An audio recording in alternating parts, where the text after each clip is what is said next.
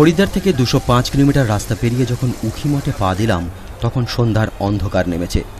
তার সঙ্গে পাল্লা দিয়ে নামছে তাপমাত্রার পারদ। সারাদিনের জার্নির ক্লান্তি, শরীর ঘুম চাইছিল।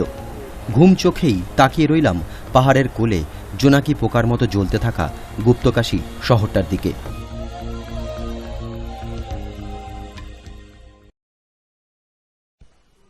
খুব ভোরে উঠে দেখলাম আকাশে হালকা অন্ধকার।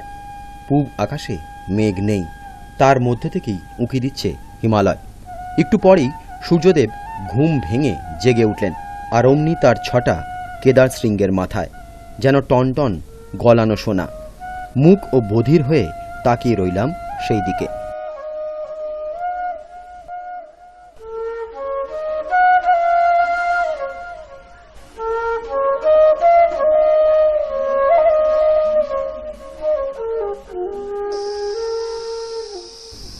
গাড়োয়াল হিমালয়ের এক অতি সুন্দর পাহাড়ি গঞ্জ উখিমঠ।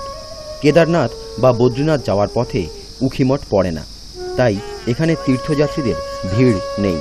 কিন্তু উখিমঠকে এড়ানোও যাবে না, কারণ স্বয়ং কেদারনাথ ও মদমহেশ্বর শীতের 6 মাস আস্তানা গাড়েন এই উখিমঠেই। পঞ্চকেদারের 2 কেদারের শীতকালীন আবাস এখানেই।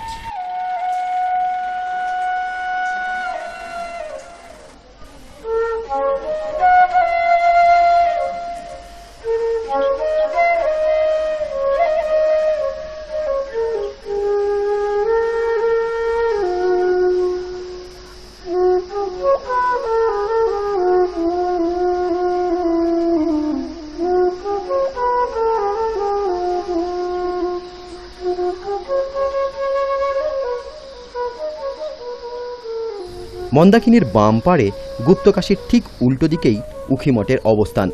চারদিকে আকাশ জোড়া বরফ ঢাকা হিমালয়, সবুজ ধাপ কাটা ক্ষেত, বহু নিচ দিয়ে বয়ে চলা মন্দাকিনী। ভোরবেলা অজস্র পাখির কুজন, কেদারশৃঙ্গে ঠিকরে পড়া সোনালি কিরণ।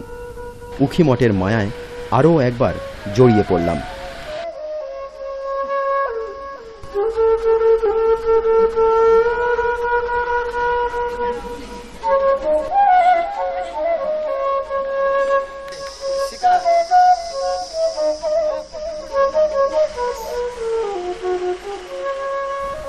বাস স্ট্যান্ডকে ঘিরেই বাজার, হোটেল, স্কুল ইত্যাদি।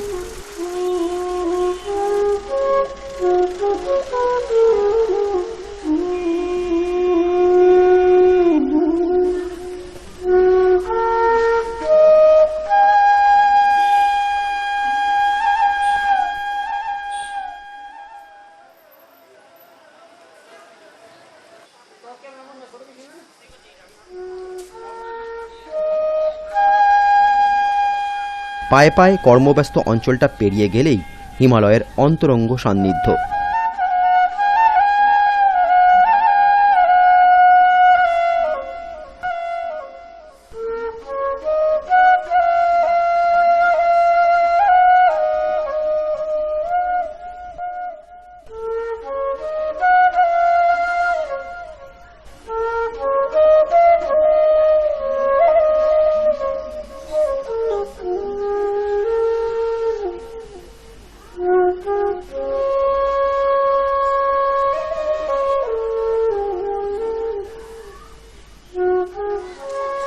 শহরের শেষ প্রান্তে ভারত সেবাশ্রম সংঘ, থাকার পক্ষে আইডিয়াল। নির্ঝঞ্ঝাট, নিরিবিলি, সুস্বাদু বাঙালি খানা। বাড়িটার ছাদে উঠলে মন ভরে যাবে, আর কি চাই। এখানেই ঘাঁটি গাড়লাম দিন দুয়েকের জন্য।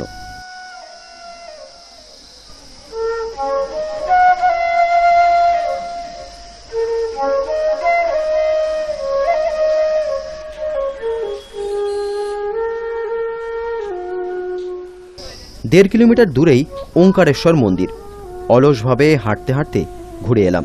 মনে মনে প্রার্থনা জানালাম, সামনে কঠিন ট্রেক, বাবা মদমহেশ্বরটা উতরে দিও। আর চৌখাম্বাকে বললাম, আসছি, দেখা দিও কিন্তু।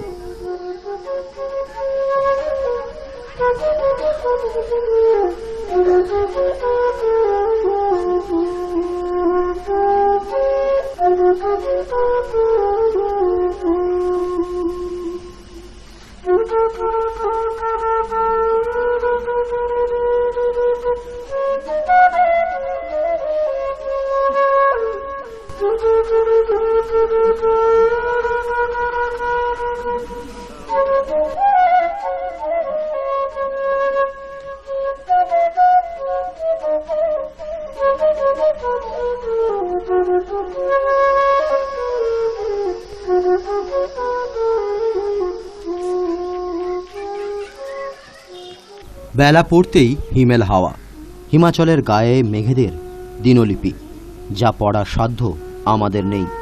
তার চেয়ে আকাশের দিকে তাকিয়ে থাকাই ভালো।